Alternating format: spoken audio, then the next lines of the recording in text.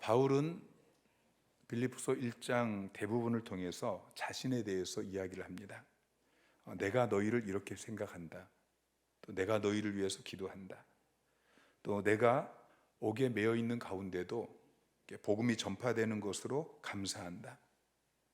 또 내가 천국에 가고 싶지만 그러나 너희 때문에 이 세상에 거한다. 계속해서 자기 자신에 대해서 이야기하다가 이제 27절부터는 빌립보 교회 성도들에게 권면을 합니다. 그 권면의 핵심은 27절 말씀인데요, 그리스도의 복음에 합당하게 생활하라, 이것이죠. 여기서 생활하라라고 번역되어진 헬라어 단어는 시민답게 살라, 그런 의미입니다. 그래서 생활하라 옆에 숫자 2가 있고 나나주 밑에 보면은 시민 노릇, 그렇게 번역이 되어 있어요. 그래서 생활하라는 것은 시민 노릇하라는 거예요. 시민답게 살라는 거예요. 자, 그리스도의 복음이 우리가 어떤 시민 되겠습니까? 그리스도의 복음으로 우리는 천국 시민 되었어요. 하나님 나라 백성 되었어요. 그러니까 그리스도 복음에 합당하게 생활하라, 이것은 천국 시민답게 살아라, 하나님 나라 백성답게 살아라, 하나님 나라 백성 노릇하며 살아라, 그런 의미인 것입니다. 바울은 빌립보 사람들의 그 생활 방식을 따라서 살지 말라고 권면하고 있습니다. 너희 옆에 있는 그 사람들처럼, 세상 시민들처럼, 빌립보 시민들처럼 사람 죽이는 검투장에 가서 그것 보고, 또 우상의 제물 바쳐지는 그 술파티 이런 데 참석하고 그러지 말라는 것이죠. 여러분, 예수 믿기 전에 살았던 그 삶을 더 이상 살지 마십시오. 세상 친구들 만나고 개모임 가고 또 술자리 가고 주일날도 뭐 결혼식 있다고 가버리고 그러지 않아야 됩니다. 그러면 여러분들은 여러분 주위 사람들에게 이제 비난받기 시작합니다. 바보 취급 당하기 시작하고요. 너 미친 것 아니야? 예수를 믿어도 좀 정도껏 믿어야지. 조롱하고 또 핍박을 당하게 되어지죠. 그러나 바울은 그들에게 오직 복음에 합당하게 하나님 나라 백성답게 살라고 권면하고 있습니다. 영국 사람들은 영국 사람이라는 국민 의식이 있습니다. 그래서 영국 사람들은 아무리 오래 걸려도 줄을 잘 섭니다. 새치기를 하거나 질서를 지키지 않으면 야만인 취급을 받게 되어지죠. 영국인 다움이 있는 것처럼 하나님 나라 백성 다움이 있어야 되는 것입니다. 그 당시 빌립보는 로마의 식민지였습니다. 로마 시민은 그 당시 세계 최고의 시민이었고요, 세계 어디를 가든지 로마 시민은 로마 시민권을 가지고 있습니다. 로마 시민권을 가진 사람들은 라틴어로 말을 합니다. 그리고 옷을 입어도 라틴풍의 옷을 입고요, 행정관은 라틴 이름으로 그를 부릅니다. 그래서 그들은 어디에서 무엇을 하든지 로마 시민의 합당한 의무와 권리를 행사했습니다. 그들은 로마 시민권을 가지고서 그 시민으로 사는 것, 이것을 아주 가치 있게 생각을 했습니다. 바울도 태어날 때부터 로마 시민권을 가지고 있다라고 고백하죠. 그런데 바울은 빌립보 교회 성도들을 향하여서 로마 시민에 합당하게 생활하라, 그렇게 말하지 않습니다. 너희는 하나님 나라 백성, 하나님 나라 시민인 것을 잊지 말고 천국 시민답게 그것에 합당하게 행동해라 라고 말씀하고 있죠. 27절 말씀을 다시 한번 보면요, 오직 너희는 그리스도 복음에 합당하게 생활하라. 오직이라는 단어가 있어요. 오직이라는 말은 다른 것은 생각하지도 말라는 이야기입니다. 상황이 아무리 힘들어도 복음에 합당한 삶을 살아야 되는 것입니다. 그래서 어떤 영어 성경은 오직이라는 단어를 무슨 일이 일어나든지 그렇게 번역하고 있어요. 무슨 일이 일어나든지 복음에 합당한 삶을 살아야 된다. 여러분, 무슨 일이 일어나든지 천국 시민에 합당한 삶을 사시기 바랍니다. 하나님 나라 백성답게 그리스도 복음에 합당하게 사시는 여러분 되시기를 주님의 이름으로 축원합니다. 아무리 그렇게 사는 게 힘들지라도, 그렇게 살면서 경제적인 어려움이 찾아오고 관계의 어려움이 찾아오고 또 다른 어떤 어려움이 찾아올지라도 오직 여러분은 그리스도 복음에 합당하게 생활하시기를 바랍니다. 자, 그러면 어떻게 사는 것이 복음에 합당하게 생활하는 것입니까? 어떻게 사는 것이 천국 시민답게 살아가는 것입니까? 자, 27절, 28절에 보면 세 가지를 이야기하고 있어요.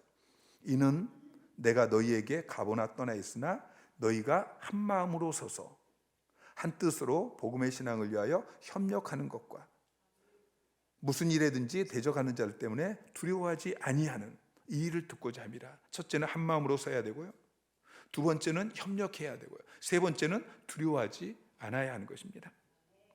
여러분, 한 마음으로 서시기 바랍니다. 한 마음이 되기 위해서는 혼자서는 되지 않습니다. 최소한 두 사람 이상 있어야 한 마음이라는 단어가 성립이 되어 있는 것이죠. 다시 말해서 여러분이 천국 시민다운 삶을 살기 위해서는 먼저 한 마음이 될 수 있는 믿음의 공동체가 있어야 하는 것입니다. 믿음의 공동체 안에서 서서라고 이야기하죠. 서서라는 말은 견디다, 버티다, 그런 의미를 가지고 있습니다. 결국 한 마음으로 선다는 말은 믿음의 사람들과 함께 버티는 것입니다. 여러분, 신앙생활은 무너지지 않고 버티는 것입니다. 베드로는 하나님께서 우리에게 은혜를 주신 목적이 무엇인지를 베드로전서 5장 12절에서 이렇게 설명하고 있어요. 자, 시작. 내가 신실한 형제로 아는 실로안으로 말미암아 너에게 간단히 써서 권하고 이것이 하나님의 참된 은혜임을 증언하노니 너는 이 은혜에 굳게 서라. 자, 은혜에 굳게 서라 라고 말씀하고 있어요. 하나님이 우리에게 은혜를 주시는 이유는 그 은혜로 우리가 굳게 서게 하기 위해서 은혜를 주시는 거예요. 굳게 서라라는 말은 버팀목을 세워라, 그런 의미입니다. 하나님이 우리에게 은혜를 주실 때에 우리는 그 은혜를 가지고 버팀목을 세워야 됩니다. 우리가 복음에 합당한 생활을 하기 위해서, 우리가 하나님 나라 시민, 천국 백성답게 살기 위해서 믿음의 공동체인 교회, 우리 하나 교회, 그리고 좀 더 작은 셀 가족 공동체, 이건 굉장히 중요한 것입니다. 여러분, 교회는 건물이 아닙니다. 우리 눈에 보이는 이 건물이 교회가 아니고 믿음의 공동체, 우리가 함께 모이는 성도들의 모임, 이것이 바로 교회인 것이죠. 우리는 다른 성도들과 하나가 되어야 합니다. 베드로전서 5장 12절에서 이 은혜에 굳게 서라라고 은혜에 대해서 말하기 전에 먼저 8절에서 근신하라, 깨어라, 너희 대적 마귀가 우는 사자같이 두루다니며 삼킬 자를 찾나니 라고 이야기하고 있어요. 대적 마귀에 대해서, 마귀가 여러분을 삼킬 자를 찾는 것처럼 그렇게 찾는다고 이야기하고 있죠. 여러분, 나 혼자 있을 때는 두려울 수밖에 없어요. 마귀가 우는 사자처럼 여러분에게 달려드는데 나 혼자 있으면 두려운 것입니다. 그러니까 우리는 혼자 있어서는 안 돼요. 믿음의 공동체 안에 있어야 되는 것입니다. 여러분, 고립되지 마십시오. 개가 많이 모여 있으면 늑대를 겁내지 않고, 사람이 많이 모여 있으면 호랭이를 겁내지 않는다라는 속담이 있습니다. 개가 혼자 있으면 늑대를 무서워하죠. 사람이 혼자 있으면 호랑이를 무서워하죠. 그러나 같이 있으면 무섭지 않은 것입니다. 사탄이 우는 사자처럼 그렇게 삼킬 자를 찾을지라도 우리가 하나 교회 또는 셀 가족 공동체 그 안에 한 마음으로 있다면 우리는 사탄이 두렵지 않을 것입니다. 여러분, 말세가 될수록 더 모이기를 힘쓰시기 바랍니다. 히브리서 10장 24절 25절 말씀 시작. 서로 돌아보아 사랑과 선행을 격려하며 모이기를 패하는 어떤 사람들의 습관과 같이 하지 말고 오직 권하여 그날이 가까움을 볼수록 더욱 그리하자. 모이기를 힘써야 됩니다. 함께 모여서 서로 돌아보고 사랑과 선행을 격려하는 일을 우리가 계속 해야 되는 것입니다. 함께 모여서 함께 버텨야 되는 것이죠. 내가 힘들다고 해서 다른 사람이 버티겠지 하고 내가 슬쩍 빠져버리면 이건 다 무너지는 것입니다. 여러분, 내가 무너지면 우리 가정이 무너집니다. 내가 무너지면 우리 셀이 무너집니다. 내가 무너지면 우리 교회가 무너집니다. 내가 무너지면 다 무너진다. 이 자세를 가지고 함께 버텨야 되는 것입니다. 여러분, 세상이 거대하게 보일지라도 사탄이 우는 사자처럼 그렇게 우리를 삼키기 위해서 달라질지라도 우리가 믿음의 공동체 안에서 함께 버티면 우리는 버틸 수 있다는 것을 기억하십시오. 여러분, 그런 공동체를 만드시기 바랍니다. 두 번째는 한 뜻으로 복음의 신앙을 위해서 협력해야 합니다. 한 마음으로 서는 것, 그리고 한 뜻으로 협력하는 것, 이건 비슷하게 보이지만 협력하는 것은 원어를 보면은 함께 경기하다, 함께 싸우다, 그런 의미를 가지고 있습니다. 한 마음으로 서는 것은 버티는 것입니다. 근데 우리가 믿음을 지키고 또 버티고 거기에서만 멈춰 있어서는 안 되죠. 싸워야 되는 것입니다. 싸워서 이겨야 되는 것이죠. 하나님 나라 백성은 한 뜻으로 복음의 신앙을 위해서 싸워야 합니다. 함께 싸워야 되는 것이죠. 바울이 전쟁 용어를 쓴 이유는 지금 빌립보 교회가 영적 전쟁 중에 있기 때문입니다. 30절에 바울이 이렇게 이야기해요. 너에게도 그와 같은 싸움이 있으니 너희가 내 안에서 본 바요 이제도 내 안에서 듣는 바니라. 그러니까 빌립보 교인들에게도 같은 싸움이 있다라고 지금 이야기하고 있죠. 바울이 복음을 위해서 싸우는 것을 빌립보 교회 성도들은 그들의 눈으로 보았습니다. 바울은 빌립보에서 교회를 세우기 위해서 많은 고난을 당했습니다. 한 번은 저 많은 귀신 들린 여종을 고쳐줬는데 그 일로 억울하게 감옥에 갇히게 되어지죠. 지금도 복음을 위해서 로마 감옥에 갇혀있는 이 소식을 에바브로디도를 통해서 지금 빌립보 교회 성도들은 듣고 있습니다. 그런데 바울은 이야기하기를 빌립보 교회 성도들에게도 같은 싸움이 있다.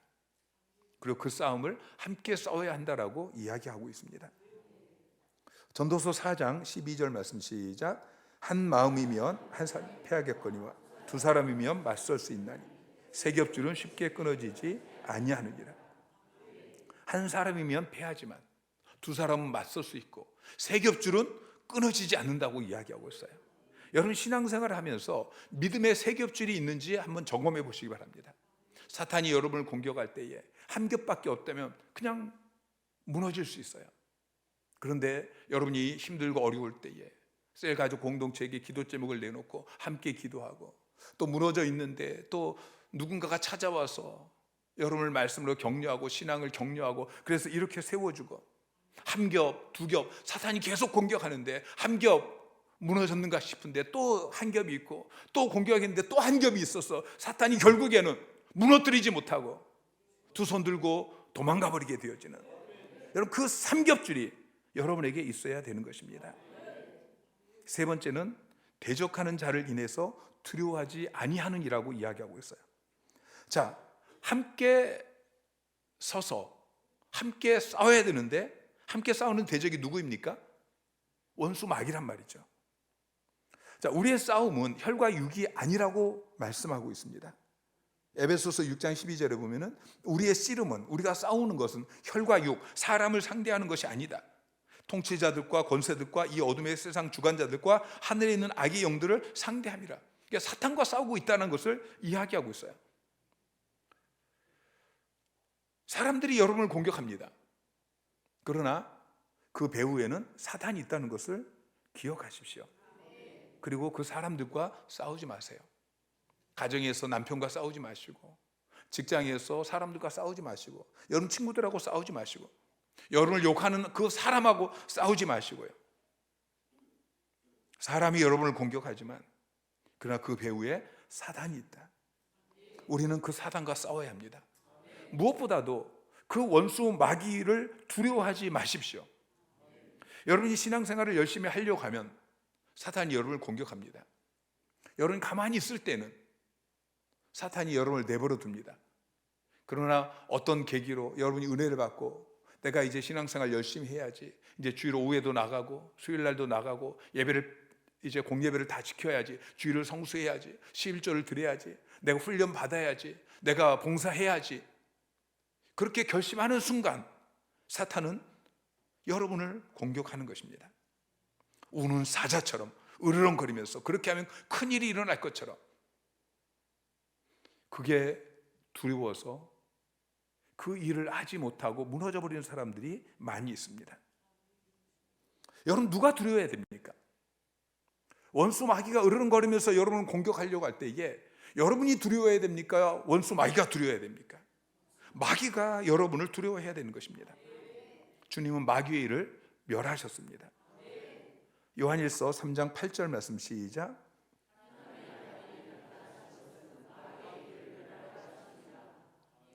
예수 그리스도께서 이 땅에 오신 이유는 마귀의 일을 멸하기 위해서 오신 것입니다. 주님께서 십자가에서 원수 마귀의 일을 멸하셨습니다. 이미 그 머리를 밟으셨습니다. 사탄은 무너졌습니다. 주님이 승리하셨습니다.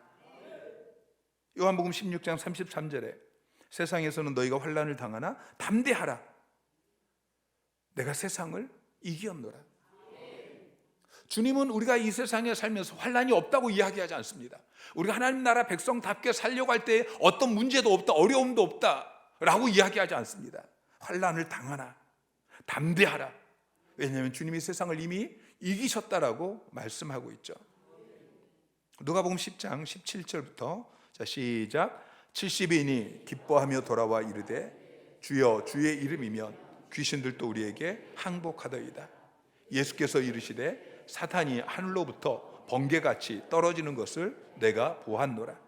내가 너희에게 뱀과 정갈을 밟으며 원수의 모든 능력을 제어할 권능을 주었으니 너희를 해칠 자가 결코 없으리라. 자, 70인이 복음을 전하러 나갔다가 돌아오면서 주님께 고백하기를 주님, 주님의 이름으로 귀신들이 우리에게 항복하더이다. 그랬더니 주님께서 말씀하시기를 내가 너희에게 원수의 모든 능력을 제어할 수 있는 권능을 주었다. 너희를 해칠 자가 결코 없다 라고 말씀하고 있습니다. 여러분 세상을 두려워하지 마십시오. 여러분 원수 마귀를 두려워하지 마십시오. 여러분 하나님 나라 백성답게 살아가면서 여러분에게 찾아오는 그 모든 것들을 결코 두려워하지 마시기 바랍니다. 복음에 합당한 생활을 해야 되는 이유가 무엇입니까? 여러분 하나님 나라 백성답게 그렇게 살아야 되는 이유가 무엇입니까? 29절에 보면은 그리스도를 위해서 너에게 은혜를 주신 것은 그랬는데요. 그 앞에 그리스도를 그 앞에 보면은 헬라어로 호티라는 단어가 있어요. 호티라는 단어는 왜냐하면 이라는 의미인데 그걸 번역하지 않았어요. 왜냐하면 너희가 왜 복음에 합당하게 생활해야 되느냐? 왜 하나님 나라 백성답게 살아야 되느냐? 왜냐하면 그리스도를 위해서 너에게 은혜를 주셨다라고 이야기하고 있습니다. 하나님이 여러분에게 은혜를 주셨습니다. 여러분 은혜를 받으셨죠? 하나님께서 여러분에게 한량없는 은혜를 주셨어요. 왜 은혜를 주셨습니까? 그리스도를 위해서 살라고, 복음을 위해서 살라고 은혜를 주신 거예요. 여러분 하나님께서 우리에게 은혜를 주시면 우리가 그 은혜를 받아 누려야 됩니다. 그 은혜를 누리면 우리의 마음이 평안합니다. 우리의 삶이 평안합니다. 그러면 주님이 우리에게 맡기신 사역을 감당할 수 있습니다. 은혜를 받지 못하면 우리의 삶에 원수 마귀가 자꾸 으르렁거리고 그러니까 두려워하게 되었습니다. 두려워하면은 마음이 불안하기 때문에 우리에게 맡겨진 일을 감당할 수 없는 것이죠. 그래서 하나님께서 우리에게 은혜를 주십니다. 여러분 은혜 속에서 평안하십시오. 그리고 평안한 것으로 끝나는 것이 아니고 사역을 해야 됩니다. 사역에는 전쟁이 있습니다. 영적 전쟁이 있습니다. 29절 말씀에 다시 한번 보면은 왜냐하면 그리스도를 위해서 너희에게 은혜를 주신 것은 다만 그를 믿을 뿐 아니라 또한 그를 위하여 고난도 받게 하려 하심이라. 여러분 예수를 믿고 끝나서는 안 됩니다. 내가 예수 믿고 구원받은 것 그것으로 끝나는 것이 아니고 그를 위해서 고난도 받아야 되는 것입니다. 누구를 위해서요? 주님을 위해서 고난을 받아야 되는 것이죠. 이게 복음에 합당한 삶인 것입니다. A.W. 토저는 현대 기독교는 고난 없는 복음을 말하고 십자가 없는 영광을 말하고 사명 없는 축복을 말하고 대가 없는 기독교를 말한다. 그러면서 이것은 타락한 기독교, 변질된 신앙, 거짓된 믿음이다 라고 이야기하고 있습니다. 여러분 고난 없는 복음 없습니다. 십자가 없는 영광 없습니다. 사명 없는 축복, 대가 없는 기독교, 이것은 잘못된 믿음입니다. 그건 거짓된 믿음인 것입니다. 복음에는 반드시 고난이 있습니다. 성경에는 복음이 나오고 나면 그 뒤에 언제나 고난이 따릅니다. 로마서 8장 17절 말씀 시작. 자녀이면 또한 상속자 곧 하나님의 상속자요 그리스도와 함께한 상속자니 우리가 그와 함께 영광을 받기 위하여 고난도 함께 받아야 할 것이니라. 자, 고난도 함께 받아야 된다. 영광을 받기 위해서 그냥 영광을 받을 수 있는 것이 아니고 영광을 받기 위해서는 고난도 함께 받아야 된다. 디모데후서 3장 12절에는 무릇 그리스도 예수 안에서 경건하게 살고자 하는 자는 박해를 받으리라 라고 이야기하고 있습니다. 여러분, 우리가 예수 믿고 구원받는 것은 공짜입니다. 그러나 상급은, 영광은 공짜가 아닙니다. 고난이 있어야 됩니다. 하나님 우리에게 은혜를 주신 이유는 우리가 평안하기를 원하고 평안한 가운데 하나님께서 우리에게 맡기신 사역을 감당하면서, 사역의 현장에는 항상 고난이 있습니다. 핍박이 있습니다. 대가가 있습니다. 근데 그 뒤에 상급이 있다라고 말씀하고 있죠. 이게 신앙생활의 공식입니다. 은혜, 그 다음에 평강, 그리고 사역, 그 다음에 상급. 이것이 신앙생활인 것이죠. 그러므로 복음에 합당한 삶을 살려고 하는 사람은, 장차 큰 영광을 받기를 원하는 사람은 반드시 염두에 두어야 합니다. 복음을 위해서라면 내가 기꺼이 희생할 수 있다. 내가 기쁘게 손해를 볼 수 있다. 망할 수도 있다. 리더스 다이제스트는 오늘날처럼 기독교가 박해를 받은 일이 역사상 별로 없다라는 기사를 썼습니다. 20세기에 전 세계적으로 2억에서 2억 5천만의 사람들이 예수를 믿는다는 이유로 혹독한 박해를 당했다고 합니다. 북아프리카의 수단은 총 인구가 4천만 명인데요, 그 중에 25%가 기독교인입니다. 25%의 기독교인이 75%의 회교도들에게 극심한 박해를 받고 있습니다. 누바라라는 지방에서만 지난 10년 동안 남자만 50만 명이 끌려가서 순교를 당했다고 합니다. 가까운 북한, 그리고 중국에 얼마나 많은 사람들이 예수 믿는다는 그 이유 하나로 핍박을 받고 있고 순교를 당하고 있는지 우리는 그 숫자조차도 알 수 없습니다. 무슬림 중에서 하나님을 믿게 된 부모들은 2살, 3살 된 자기 자녀들에게 이렇게 가르친다고 합니다. 언젠가 저 앞문을 부수고 큰 사람들이 무서운 얼굴로 총과 칼을 들고 들어올 거야. 소리도 크고 무서울 수 있어. 어쩌면 피가 온 방에 퍼질 수도 있어.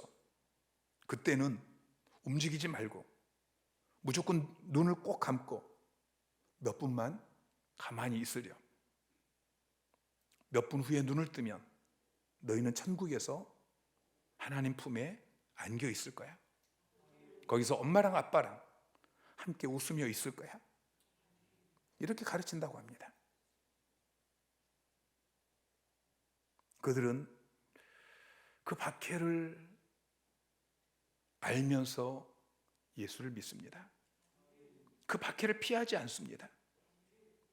그 박해를 피하지 않으면 영광이 있는 것이고, 그 박해를 피하면 큰 지옥을 당하게 되는 것이죠.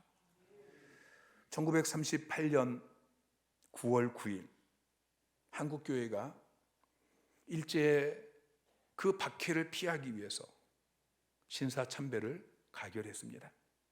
그 장소가 평양 서문박 교회였습니다. 1938년 9월 9일 신사참배를 가결했는데요, 1948년 9월 9일 딱 10년 뒤에 북한 땅에 공산 정권이 들어섰습니다. 신사참배를 반대한 유일한 노예가 부산의 경남노예였습니다. 하나님께서는 6.25 전쟁 가운데도 그 땅을 남겨주셨습니다. 그래서 이 땅이 다시 회복되어지는 이 그루터리 같은 귀중한 장소가 되었습니다. 29절 말씀을 원문 그대로 직역하면은 그를 믿을 뿐만 아니라 또한 그를 위하여 고난 당하는 것이 너희에게 선물되었기 때문이다 라고 번역할 수 있습니다.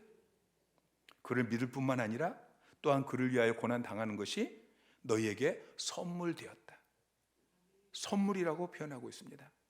바울은 고난이 하나님의 선물이다, 하나님의 은혜다, 그렇게 이야기하고 있죠. 왜 그렇습니까? 시편 119편 67절에 보면은 고난 당하기 전에는 내가 그릇 행하였더니 이제는 주의 말씀을 지키나이다. 고난을 당하면 주의 말씀을 지킬 수 있습니다. 로마서 8장 18절에 보면은 현재의 고난은 장차 우리에게 나타날 영광과 비교할 수 없도다. 영광은, 지금 당하는 고난은 그건 작은 것입니다.